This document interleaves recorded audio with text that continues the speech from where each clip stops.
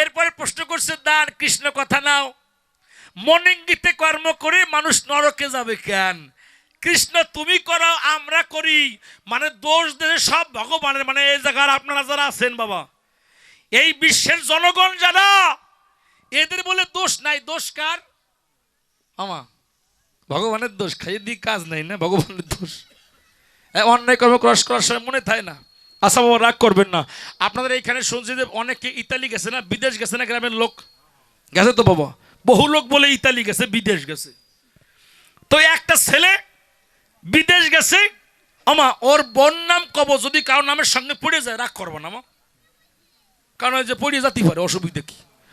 ওই ছেলেটা বিদেশ গেছে, ওর বোন নাম হচ্ছে ফুলমালা। আসো কেউ ফুলমালা? অঠাম্মা তোমার নাম ফুলমালা? ইস ও সামনে পড়ে গেছে। তো ফুলমালার বুকি বুড়ি বহি বড় জ্বালা।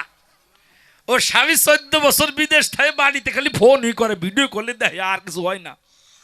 দর্শে পায় না, ও স্বামী যদি কালকে তুই বাড়ি না আসো, তোমার আমি ডিভোর্স দেবো দেবো দেবই দেবো। ওর বউ মনে মনে ভাবে তাই, স্বামীর তো বইলে ফেলাইছি, যদি না আসে কিছু করার নাই, কিন্তু ডিভোর্স দেবো না, মানে ভয় দেখাইছে ভাই। এইবার স্বামী বলছে মনে আছে ভাবো না, তোর আদেশ আমি রাখবো, ভুলবো না। আমি কালকে বাড়ি আসতেছি, বল তোর কি কি লাগবে? সোনো লাগবে, লিপস্টিক লাগবে। লিপস্টিক মানে ঠোঁটের লাঠি, দেহি লাগে নাকি? কয় না না না না না, ও সব আমার আছে, কিচ্ছু লাগবে না। তুমি বিদেশ থেকে যখন বাড়ি আসবা, ঢাকা এয়ারপোর্টে নামিয়ে পদ্মা দিয়ে আসার সময় কেজি কেজি দুটো ইলিশ মাছ আনবা। কি মাছ? আমার ইলিশ মাছ কেমন লাগে তোমরা কও, বাজার কেমন লাগে? ডক্টর টু চাইবে নিয়ে আগে, সরিষাবাটা আরো ভালো লাগে, কালকে কমিটি দেবে ইলিশ মাছ। আচ্ছা দেবেন, এখন বাজি আরো ভালো লাগে।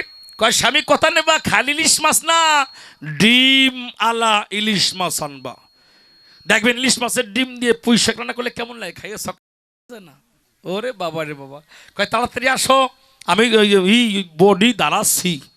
ও বটি দাঁড়াচ্ছে, কসকস শব্দ হচ্ছে, ও আসতে ট্রেনে এসে নামে ইলিশ মাছ কিনে নিয়ে বাড়ি এসে। ও ফুলমালা, ফুলমালা কি হয়েছে স্বামী বলো?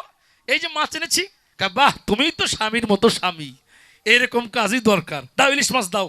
ইলিশ মাছ কেবল ওই স্বামী বউ কুটতিছে। বাবা এখানে হরিসভা হয় না, হরিসভা ত্রিনাথের মেলা হয়, কেউ একটু খোল বাজায় না, তা ধিন ধিন না তেরে কেটে বাজায়, তো কেবল হারমোনিয়াম বাজায়, গ্রামের লোক বাজায় না। এখনো মা ওই ফুলমালার বর আমি দেই সেই খবর, ও বিদেশ যাওয়ার আগে প্রত্যেকটা হরিণ মেলায়, ত্রিনাথের মেলায় বাজাইতো খোল, উঠাইতো খোলে বল। কিন্তু পাশের বাড়ি তবে ত্রিনাথের মেলা, যে লোক খোল বাজায় আমি দেই সেই খবর, ওর হচ্ছে ডেঙ্গু জ্বর, ওঠার কায়দা নাই। এলাকার লোক ঠিক পাইছে, ফুলমালার বর বলে বাড়ি আইছে, ওকে বোধ নাই যে বেটাটা 12 বছর পর আইছে বাড়ি, যাওয়ার দরকার নেই, সময় যায়। কি কব বসিয়াল আইসে, কয় ফুলমালা, গামছা গলায় দিয়ে ফুলমালা বসছে যে ওরা আইছে খালি খালি না। কয় ফুলমালা কথা নেবা, এই যে তোমার স্বামী শুনছি বাড়ি আসছে, আমাকে যে ত্রিনাথের মেলায় খোল বাজা হয়েছে জ্বর, 3টে গান বাজাবে আয়তে না তাইরে, মাত্র 3টে গান বাজাইলে পরে ছাড়িয়ে দেবো। কয় এই দাদু তোমার বোধ নাই, 40 বছর 80 বছর বয়স হয়ে গেছে, কয় একটা গান বাজে আসবে ছাড়িয়ে দে, তোর পা ধরি। কয় ঠিক আছে স্বামী, একটা গান বাজাবা, 2টো গান বাজাবা না, আমি ইলিশ মাছ বাজে রেডি করি, আসলে পরে দুজনে পরাণ ভরে খাবো, কতদিন তোমার সঙ্গে খাই না। ওরে বাবা রে, আর কিছু কয় নেই, খালি খাওয়ার কথাই কইছে। কয় তুমি তাড়াতাড়ি আসবা, এখন ওর তো গরজ থাকতেছে যে তাড়াতাড়ি গান বাজে আসবো। বাবা দেখবেন যারা একটু গানে মজিয়ে যায়, ওরা কিন্তু বাড়ির কথা মনে থাকে না, থাকে ও খোল বাজাচ্ছে ডলি বসাই, খোল বাজাতি বাজাতি কোন সময় যে রাত 12টা বাজে গেছে, শালার বলদের তা খেয়াল নাই। ওরও বাজছে 12টা, ফুলমালার কি 12টা বাজে না, 13টা বাজে গেছে, কোন সময় আসে রাঙামূল দেহি। আমার সরিষাবাটা করছে, ইলিশ মাছ ভাজি করছে, লঙ্কা বাজছে, আবার ভাতগুলো সুন্দর শক্ত ভাত, মিনিকেট চালের ভাত রাইন্দে থইছে, শিকার পরে সাদাই সাদাই রাখছে, আর দরজারা রাখছে খোলা। আমার স্বামী আসতে ডাক দেবে না, আমি একটু ঘুমোই পড়ি, কতদিন পরিশ্রম হয়ে গেছে, স্বামী বাড়ি নেই, বাজার তো আমিই করছি। দরজা খোলা থইয়ে ও তো শুয়ে পড়ি, মানে ওই বউ হচ্ছে 2 মণ ওজন, আর স্বামী হচ্ছে পাট কাঠি, শুয়ে পড়ি গোবর টানতেছে, এখনো তো দরজা খোলা তুইছে। ওর মনে পড়ছে, ওরে কপাল এখনো বাড়ি যাই নাই। হ্যাঁ এই বেটা থো তো করতে না মেলা ওই থুইয়ে ও আস্তে আস্তে বাড়ি আসতেছে গান গাতে বেদের মেয়ে জ্যোৎস্নায় আমায় কথা দিয়েছে, আসি আসি বলে জ্যোৎস্না ফাঁকি দিয়েছে, তুমি জ্যোৎস্না হে থা। এইবার গান গাতে পথে আসবে, কেবল কলে পাও দুইতে বইছে। এর মধ্যেই বাড়ির পাশ দিয়ে দুই চোর যাচ্ছে। চোর কি দশা তোর? আচ্ছা চোর কি খালি খালি লুঙ্গি খুলে আসে? ওরা লুঙ্গি কাঁচা দিয়ে আসে না মাল কাঁচা দেয় না? আবার হাতে যে গিরিশ মাখায় না তেল মাখায়, দত্তি গেলে দেখবেন দত্তি নাচতে বেরোয় যাবে। ওরা গিরিশ মাখায় তেল মাখায় দুই চোর যে ওই বাড়ির পাশ দিয়ে যায়, ওদের মনে কত আনন্দ। বাড়ির চারোপাশে ইলিশ মাছের গন্ধ, আর গানও গায় সরকার আনন্দ। ইলিশ মাছ দেশি ইলিশ মাছ রান্না করলে গন্ধ হয় না? ঠিক পাও না তোমরা? গন্ধ ছড়াই গেছে। দুইশোর গন্ধ পাইয়ে ওই ঘরে ঢুকিয়ে দেখে সাজানো বাটিতে, আর থই এমন কড়া বাজা হয়েছে দাদা, ইলিশ মাছ কাটা শুদ্ধ পিষে খাইয়ে ফেলছে। জল থই নাই, জল খাইছে, শুকনো লঙ্কা ছিল 1 কুড়ি তাও খাইছে, যা ছিল সব খাইছে, মাথা থই মাথাও খাইছে।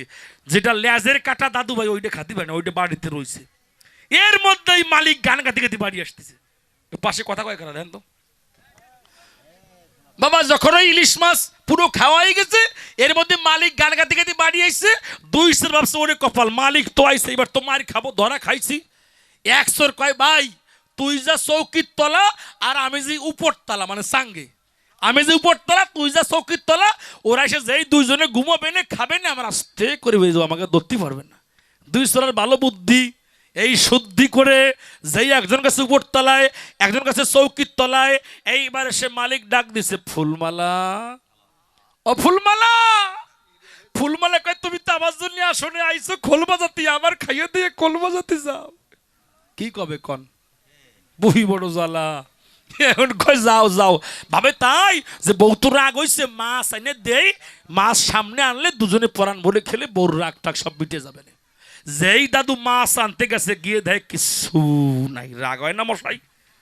এইবার স্বামীর মনে গোনা শুরু হয়েছে। হ্যাঁ আমি 14 বছর বিদেশ গেছি, এই সুযোগে পাশের পাড়ার ছেলের সঙ্গে ইন্টু করো। ইন্টু বোঝেন ঠাম্মা? আমার ঠাম্মা কই বুঝি, মানে প্রেম প্রীতি। ইস কি রীতি! এইবার ও সে তাই এই কাজই করো না ফুলমালা। ওই বাটি বুটি ধরিয়ে নিয়ে এসে, খালি বাটি আর কাটা মাটা, ফুলমালা ওঠ লাফাই উঠছে। কি স্বামী? এই যে দেখ কিচ্ছু নেই, এই মাছ খাইছিস কারে নিয়ে খেয়েছিস বল? এই মাছ খেয়েছিস কাকে নিয়ে বল? আমি যে বাড়ি থাকি না, এই সুযোগে তুই প্রেম করস। এই সেই ছেলের নাম কি, ওর বাবার নাম কি? 14 গোষ্ঠীর ষষ্ঠী পুজো করবো আমি, বেটা মানুষ দাম নাই। ওরে অ্যাকশন নাকি? ওর বউ কয় তাই স্বামী রাগ করবো না। ও দেখবে কোনো মায়েদের কোনো দোষ দিলে পরে মায়েরা কয় না আমার দোষ না, সব জানে উপরালা, উপরের পর বাদ দেয় না, ভগবানের পর বাদ দেয়। উপরালা মানে ভগবানের পর বাদ দেয়। ওর বউ কয় তাই স্বামী বিশ্বাস করো আমি ইলিশ মাছ খাই নাই, যা জানে সব উপরালা। উপরের সোর ভাবে আমার কথা কয় কেন? দুইজনে তো একসঙ্গে বসে খালাম। ওই তলের শালা বেশি খাইছে পেটির মাছ, ও তারে দেখে নাই। আর 2-3 বার কয় নাকি, আবার কয় ফিরে সত্যি কথা ইলিশ মাছ খাইছিস কাকে নিয়ে বল, তার কি নাম, তার কি ধাম, এখনো বল, না আর বাড়ি ধরে তোর মাথার গিলু ফাটাই দেবো। বিশ্বাস করো স্বামী, তোমার দিব্যি, তোমার সওয়ালের দিব্যি, শাশুদের দিব্যি, ইলিশ মাছ আমি খাই নাই, যা জানের সব উপরালা। উপরের সোল লাভ দিয়ে পরে এই মনি আমি খাইছি, দেখছো তোলারটা নাই বারো শালা, ওর চুল দিয়ে বাড়ি করছে বেরো। আমি খালি খালি মারি খাবো কেন? তলেরটা চাই আরো আয়, নিজে নিজে ধরা খাই গেছে বাবা। আমি দেখি পরিচয় আমার নারদ খালি উপরওয়ালার দোষ দেয়, উপরওয়ালার দোষ, কার নিচে যারা আসো তাকে দোষ নাই, খালি উপরওয়ালার দোষ দাও। উপরে ভগবান, আমি যে উপরওয়ালা তারও দোষ আছে, আর তোমরা সাধু না তোমাকেও দোষ আছে। কারণ ভগবান বলেন না তুমি অন্যায় কর্ম করো, ভগবান কি বলেছে? সৎকর্ম করো, সৎ পথে থাকো, আমার সব কথা তুমি মেনে চলো। আচ্ছা আমার ইসলাম ধর্মের লোক 2-1 আছে বাজান, উনি প্রশ্ন, আচ্ছা আপনাদের কি তৈরি হয়েছে? আল্লাহ কি তৈরি করেছেন? স্বর্গ, বেহেশত আর দোজক। আমাদের স্বর্গ আর নরক। আমা খারাপ কর্ম করলে পরে কোথায় যাবা? নরকে। ইসলাম ধর্মে আমার নবীজি বললেন, আল্লাহ বললেন খারাপ কর্ম যারা করবে, আমার আল্লাহর আইন যারা মানবে না, আল্লাহর পথে যারা চলবে না, তারা অবশ্যই দোজকবাসী হবে। আচ্ছা বাবা, আমি দিলাম পরিচয়। এই যে আমি এখানে কবি গান গাইতে 2-1 বছর আসি, আমার এই যে কমিটি বর্গর যে দাদারা আছে, একটা বাড়ি বাজেট করছে না, এই বাড়ি থাকবেন, এই বাড়ি খাবেন, কেন আইন আছে না বাবা, এই বাড়ি আপনি থাকবেন। যদি আমি কমিটির আইন না মেনে আর এক বাড়ি গিয়ে খাই, আর এক বাড়ি ঘুমোই, তাহলে কবে না যে ওই লোকটা বেশি ভালো না, উনি আমাকে আইন ভঙ্গ করছে। মানে আইন ভঙ্গ করলে এই এলাকায় আসা যাবে না। তদ্রূপমা আমি করি বর্ণনা, আমার ভগবান কৃষ্ণ, মানে আমি যে আইন দিয়েছি, আমি যে আইনগুলো ভক্তদের দিয়েছি, ভক্তদের কথা নাও, আমার আইন মেনে চলো। আমার আইন মানবে না যারা, অবশ্যই নরকবাসী হবে তারা।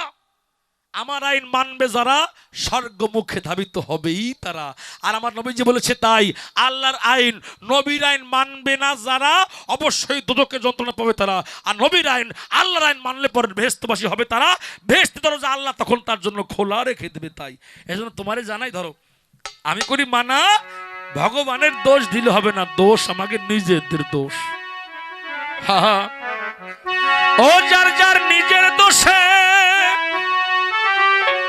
ও যার যার নিজের দোষে, নিজের দোষে,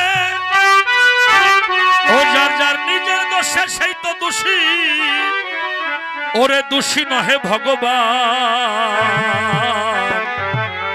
আমা এই যে আমাদের বর্তমান ছেলে পেলে যারা আমাকে হয়েছে, এরা দেখবেন যে অনেক পরে মাতৃগর্ভ হতে পড়ে হাঁটা দেয়। আর আগে আমার মায়ের সন্তানরা, রাখো এটা জবাবটা দিয়ে নি, হাঁটতে পারতো। আচ্ছা আমি দিই পরিচয় বাবা, সত্য যুগে প্রত্যেকটা ছেলে পেলে জন্ম নেওয়ার পরে আমি দিই সেই খবর, মা হাঁটতে পারতো বলি আমি নট বড়, কিন্তু এখন হাঁটতে পারে না কেন? এই যে আমরা গোমাতার পূজা দিই না, গোমাতার পূজা ফাগুন মাসে দাও না তোমরা, ফাগুন মাসে দাও তো গোমাতার পূজা। এই গোমাতা একবার এক বাড়িতে গিয়ে আশ্রয় নিয়েছে। ওই বাড়ির মালিক যিনি, ওই গোমাতারে দেখছে তার বাটে দুগ্ধ বোঝাই, ওই লোক ভাবলো এই দুগ্ধ বিক্রি করব, আমি খাবো, দুধ বিক্রি করে অর্থ উপার্জন করে 4-5 তলা বিল্ডিং দেব।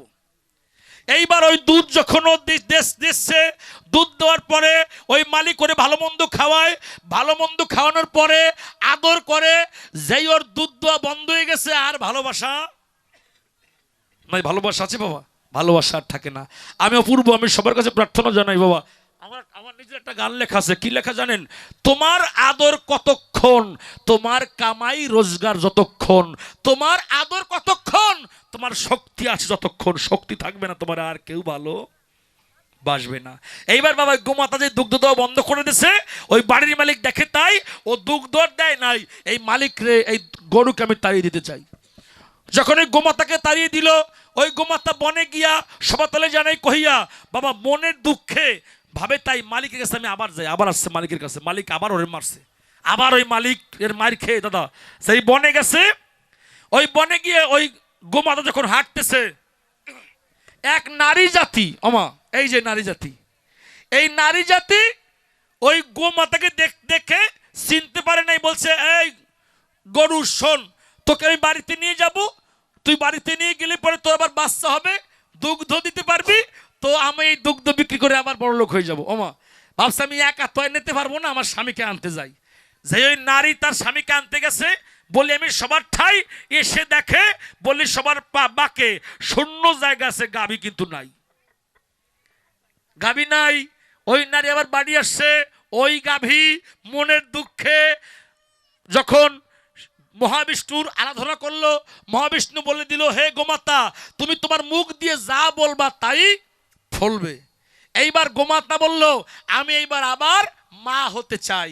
আমার দয়াল কৃপা করলেন, সে আবার মাতা হলেন। যখন ওই গোমাতা বাচ্চা প্রসব করলো, যখনই বাচ্চা গোমাতা প্রসব করছে, ওই যে নারী ওই পথ দিয়ে যায়, গিয়ে দেখে যে বাচ্চা প্রসব করছে। আমার গরুর বাচ্চা কিন্তু তখন হাঁটতে পারতো না, গোবৎস হাঁটতে পারতো না। আর আমাদের মায়েদের সন্তান তখন আমরা হাঁটতে পারতাম, গর্ভ থেকে পরা মারতো। এইবার ওই গোবৎস হাঁটতে পারে না, ওই গোমাতা কয়, এ নারী তুই কথা নিবি, আমার এই বাচ্চা তো হাঁটতে পারে না, কেবল প্রসব করেছি, ওই বাচ্চাকে আমার পিঠে একটু উঠাই দিবি, আমি গভীর বনে আমার ছেলেকে নিয়ে যাব। ওই মহিলা কয় তাই, নারী কয় এই গোবাছুর এই বৎসের সারা গায়ে ময়লা আছে, রক্ত আছে, আবর্জনা, আমি আমার ভালো হাত দিয়ে করতে পারবো না, একে আমি ছোবো না। তুই কথা নিবি, তোর ছেলে এখানে পড়ে থাকুক, বাঘে সিংহে ধরে খাক, আমার দুঃখ নাই। তখন ওই গোমাতা অভিশাপ দান করলেন, এই নারী জাতি, তোদের ছেলে তো জন্ম নিয়ে হাঁটতে পারে, তাই তোদের এত অহংকার, আর আমার ছেলে হাঁটতে পারে না, এত তাই তোর দুঃখ হচ্ছে মনে মনে।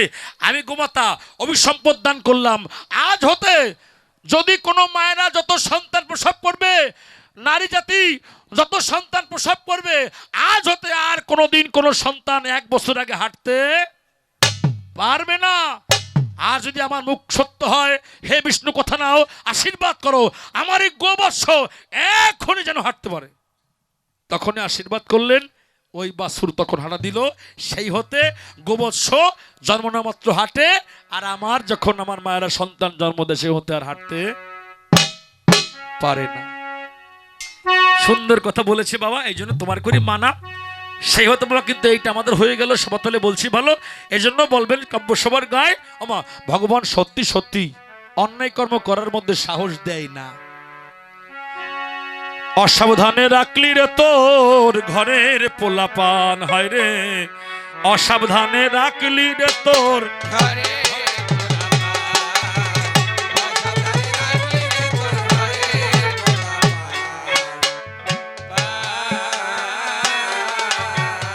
ও যার যার নিজের দোষে সেই তো দোষী, নিজের দোষে সেই তো দোষী। নারদ নিজের দোষে সেই তো দোষী, দোষী নহে ভগবান।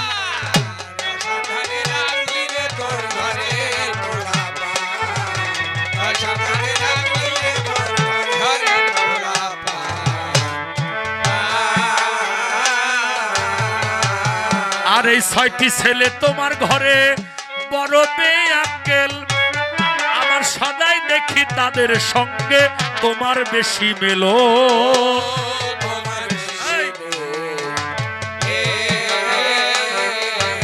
ও তুমি সব সাবজেক্টে করিলে ফেল,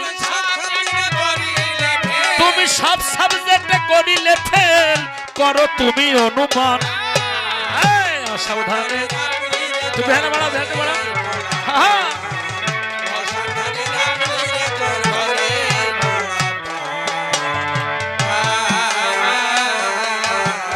ওদের ওই বড় ছেলে সেই দেখি নামটি তাহার কাম, অসৎ জায়গায় দেখি বাবা সদা তাহার ধাম।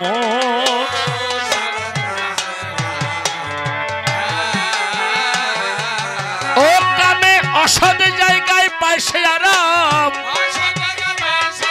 ও কামে অসৎ জায়গায় পায় সে আরাম, কামে অসৎ জায়গায় পায় সে আরাম, করো তুমি অনুমান।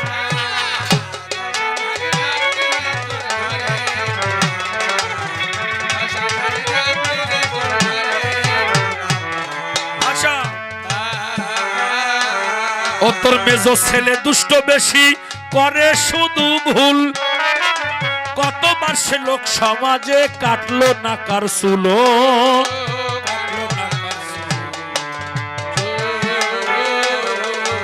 ও তোমার এই ছেলেটি হলে নির্মূল,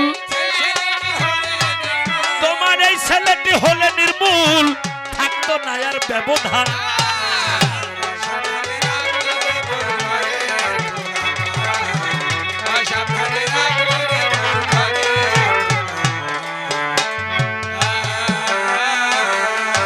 লোভ মোহ 2টি ছেলে এই মদার মাৎসর্য, পাড়ার লোকে বলে এদের স্বভাব কদর্য, স্বভাব কদর্য। আর লোভ মোহ 2টি ছেলে এই মদার মাৎসর্য, আর পাড়ার লোকে বলে এদের স্বভাব কদর্য, স্বভাব কদর্য। অসীম বলে ধরে ধৈর্য, অধম অসীম বলে ধরে ধৈর্য, অধম অসীম বলে ধরে ধৈর্য, ডাকো তুমি ভগবান। অসাবধানে ডাকলি রে তোর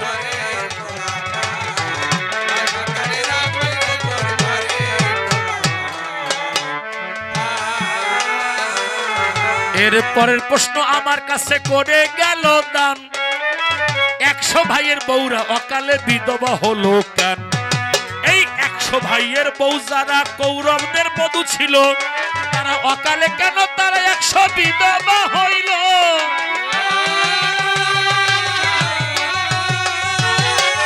এইটার জবাব দিতে হলে যে যাবে ত্রেতা যুগে, ত্রেতা যুগে রামচন্দ্রের কথা ভাবিবে। আস্তে আস্তে আস্তে ত্রেতা যুগে মা রামচন্দ্র লক্ষণ সীতা কোথায় গেছিল? পঞ্চবটির বনে। সীতারে হরণ করলো কে? রাবণ। সীতাকে হরণ করে রাবণ রাখলো কোথায়? অশোক বনে। আমার যারা রামায়ণ পড়ো নাই, হ্যাঁ রামায়ণ যারা পড়ো নাই তারা রামায়ণ দেখছিল টিভিতে। ওই সীতার আশপাশ দিয়ে ঘুরতো না রাক্ষসীরা, বড় বড় রাক্ষসী, মোটা মোটা দাঁত, হাতে থাকতো কি খড়গ বা খাড়া থাকতো। ওই সীতার আশপাশ দিয়ে বাবা 100 রাক্ষসী ছিল। কয়জন? 100 জন রাক্ষসী ঘুরতো। ওই 100 রাক্ষসীরা ঘুরতো। রাম বলে ইন্দ্রজিৎ, রাবণ বলে ইন্দ্রজিৎ ছেলে, রাম তো মারা যায় না, যুদ্ধে তো জয়ী হতে পারে না, কি করা যায়? ইন্দ্রজিৎ ডাক দিয়ে বলে, ওগো বাবা আমার কথা নেবা, রামের মায়া মুন্ড এনে সীতারে দেখাবা। ওই রামের মায়া মুন্ড এনে যখন সীতার কাছে দেবে, যোগসূত্র তখন কর্তন হয়ে যাবে। এইখানেতে সীতা কাঁদে, ওখানে রাম রয়, দুজনের যোগসূত্র এক হয়ে দাঁড়ায়। আর এই জন্য রাম বধ হলো না, হলো না। এই যোগসূত্র বাবা তুমি কাটো না। তখন আমার রাবণ রাজা মনে ভাবলো তাই, রামের মায়া মুন্ড এনে সীতারে দেখাই। রামের মায়া মুন্ড এনে সীতার কাছে দেয়, ডাকে দিয়ে বলে তোর স্বামীর মৃত্যু হয়, ও তোর স্বামী দেখ মারা গেছে, তোর আস্থা নাই, সেই দেখ তোর আজ স্বামী বেঁচে নাই।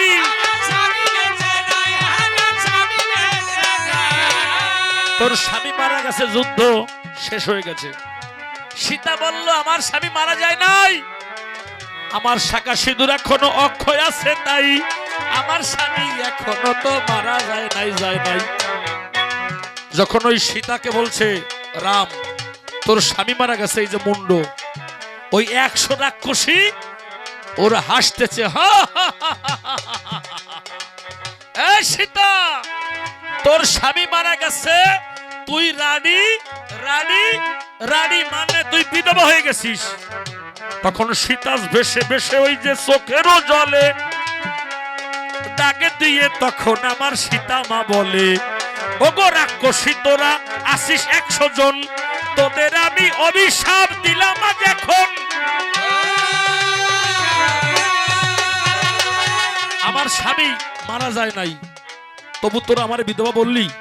এই 100 রাক্ষসী তোদের আমি অভিসম্পদ দান করলাম, ত্রেতার পরে দাপর হবে, আর তোরা 100 রাক্ষসী হবি 100 কৌরবদের বউ। অকালে তোদের হায়রে স্বামী মারা যাবে, সেদিন বিধবা হইবি কেমন মজা লাগিবে। এই জন্য বিধবা 100 জন হলো।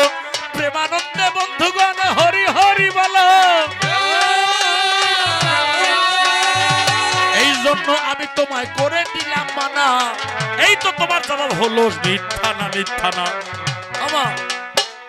এরপরে প্রশ্ন আমায় করে গেল দান, একটা বউয়ের 5টা স্বামী হলো কেন? এক এক স্বামী মারা গেলে কটক শাখা ভাঙবে, কটক সিঁদুর দ্রৌপদী মুছিবে। আস্তে আমা আমি দিলাম চলবে, আমি দিলাম পরিচয়। কোন স্বামীর আগে যদি কোন স্ত্রী মারা যায়, তার কি শাখা ভাঙা লাগে? স্বামীর আগে স্ত্রী মারা গেলে শাখা ভাঙা লাগে না, সিঁদুর মোছা লাগে না। যদি স্ত্রী থাকা অবস্থায় স্বামী মারা যায়, তার শাখা ভাঙা লাগে, সিঁদুর মোছা লাগে। আর আগে কোনো মা মরে গেলে শাখা সিঁদুর ভাঙা মোছা লাগে না, সে অক্ষয় স্বর্গবাসিনী হয়, মহাসতী। এই পঞ্চপাণ্ডবার দ্রৌপদী যে জন, স্বর্গে তারা বাবা যায় করতে আহরণ। অতি প্রথমে যুধিষ্ঠির আগে বটে ছিল, ভীম অর্জুন নকুল সহদেব তারপরে রলো, লাস্টে দ্রৌপদী একা বটে রয়, নিচে দ্রৌপদী আছে জানেন শুনি জয়। দ্রৌপদী সবার নিচে ছিল বটে তাই, আগে আগে আগে মারা গেল যে জানাই। পঞ্চপাণ্ডবের আগে দ্রৌপদী মারা গেল, অক্ষয় স্বর্গবাসিনী দ্রৌপদী হলো। যে নারী স্বামীর আগে মারা গেল তাই, তার শাখা ভাঙা লাগে না তোমার জানাই। এই তো তোমার জবাব সকল হয়ে গেল, আর বেশি কথাই আমি বলবো না নিল দল। এরপরে নারদ মুনি কিছু কথা কবে, তার কথা শুনবো আমরা আজি নীরবে। এই প্রভাস তীরের প্রশ্ন আমার দাদু করে গেছে, এরও জবাব দিতে হবে বলি সবার কাছে। প্রভাস তীরের যজ্ঞ আমার কৃষ্ণ করলো কেন? এই যজ্ঞের আছে একটা আছে যে বিধান। কি বিধান? একটা দাড়ি পাল্লা আনলো ওই যে কৃষ্ণ যে জন, দাড়ি পাল্লা আনলো আমার মদন মোহন। দাড়ি পাল্লার উপরে আমি বুঝাই আজ অদ্য, এই পাশেতে দিল বাবা প্রস্ফুটিত পদ্ম। একটা পদ্ম দিল এই পাশে, এই পদ্মের সমান সমান যে হবে আমি তাকে যজ্ঞের অর্ঘ্য দান করব। এই যজ্ঞ যখন আমার গোবিন্দ কইল, রাধা রানী কিন্তু হায়রে ঠিক পেয়ে গেল। রাধা রাধা রাধা রাধা আগে হেঁটে যায়, আগে হাঁটার পরে রসিকপুর গান ছিল না, ননদী যা ফিরে যা ঘরে, সেই গান তো গাওয়া লাগে, কিন্তু গাবো না আমি। পরিচয় ননদীদের বলে দিল তোরা কথা নিবি, আমাকে ছেড়ে দে, আমার সময় হয়ে গেছে, আমি আমার বন্ধুর কাছে যাব। এই আমার রাধা কৃষ্ণের মিলন হওয়ার জন্য যজ্ঞ করেছিল কৃষ্ণ নয়ন। কৃষ্ণ আমার যজ্ঞ করলো মিলন হবার তরে, এরপরে যাবে গৌরাঙ্গ হইয়েছে বিচারে। দুই দেহ এক দেহ হইবে সেজন, এরপরে হবে জানি গৌর রত্নধান। যজ্ঞের অর্ঘ্য দেবে ওই যে আছে রাধা রানী, তার কাছে দেবে অর্ঘ্য ওই যে চিন্তামণি। যজ্ঞের অর্ঘ্য দিবে রাধা রানী যে জন। যজ্ঞ আমি কেন করলাম? করলাম উত্থাপন। এই যজ্ঞ মানে মহামিলন বটে হয়, এই কথাটি বলে গেলাম কাব্য সবার গায়ে। তবে তো প্রথমবারে বলার দরকার নাই, আর তারে বেশি কথা বলবো না নাই। এরপরে নারদ মুনি দর্শন দেবে, তার ভাবের কথাগুলি খুলিয়া বলিবে। এরপরে নারদ মুনি দেখা দিবে, তাই আর কেন বেশি কথা বলিবে যাই। অন্তরেতে দেখেছি আজি যে ভাবিয়া, একে একে ছেড়ে দেব দলের পরিচয়। নিউরো শিকলাল দলের নামটি হয়, পিন্টু দাদা বাজাচ্ছে ঢোল, কি সুন্দর উঠতেছে বল। তা দিনে দিন না দিনে দিন ঢোলটি বাজায়, দাদা ঢোলে জানি মনটি মজায়। দাদা দাদা ঢোল বাজায় ভালো, ঢোলের সুর কিন্তু হয় না এলো মেলো। এই যে বাঁশি বাজায় দিলাম পরিচয়, অন্তরেতে তার কথা বলবো এসব ভাই। এই যে আপনাদের কাছে মনে আছে ভাবো, পবিত্র বাবুর নাম আমি বলিব। পবিত্র বাবু ওনার খুলনা বাড়ি হয়, আটতলে বাবু আমার বাঁশরি বাজায়। যখন বাঁশরিতে দেয় বটে টান, আমারও তো মনে আসে এই কবি গান। এই যে কিবোর্ড বাজায় শ্যামল কাকা, যাচ্ছে জানি কাকারে দেখা। অসিত দাদা আমার বেহালা বাজায়, বেহালার সুরে আমার মনটি মজায়। এই যে আমার ছাত্র নিরঞ্জন হয়, আটতলে বাবা আমার হারমোনিয়াম বাজায়। আবার প্রাত প্রাত প্রাত প্রাত ধরিয়া টান দিলে কি সুন্দর শান্তি আসে আমার ওই না দিলে। কিন্তু বলি আমি কাঁদে আমার মন, ওর কিন্তু নাই একটা মাইক্রোফোন। কি বাজাবে তার কিন্তু শোনা যায় না, মাইক্রোফোন হলো একটা কম কিনা। এরপরে যেজন বাজাচ্ছে কাশি, কি সুন্দর দিছে মুখে হাসি হাসি, ওনার নাম আমি আসি দিলাম পরিচয়। ওই যে মিহির দাদা নামটি হয়, আনন্দবাবু সরকার বিপক্ষের রলো। আর কেন বেশি কথা বলতে বললো হবে, তবে তো মনে মনে করলাম বিবেচনা, আর তারা বেশি কথা কব না। আছে যত মাদের জাতি সকলের চরণে জানাই প্রতি, মাদের কাছে আমি আশীর্বাদ চাই, মাদের কাছে প্রণামও জানাই। আছে যত বৈষ্ণবগণ তুল চরণ সালাম জানাইতে তাই এখানে আমার আশা সাঙ্গ হয়ে গেল। এক রাধা গোবিন্দ প্রেমানন্দে সবাই হরি হরি বলো। জয় রাধে হরি বল হরি।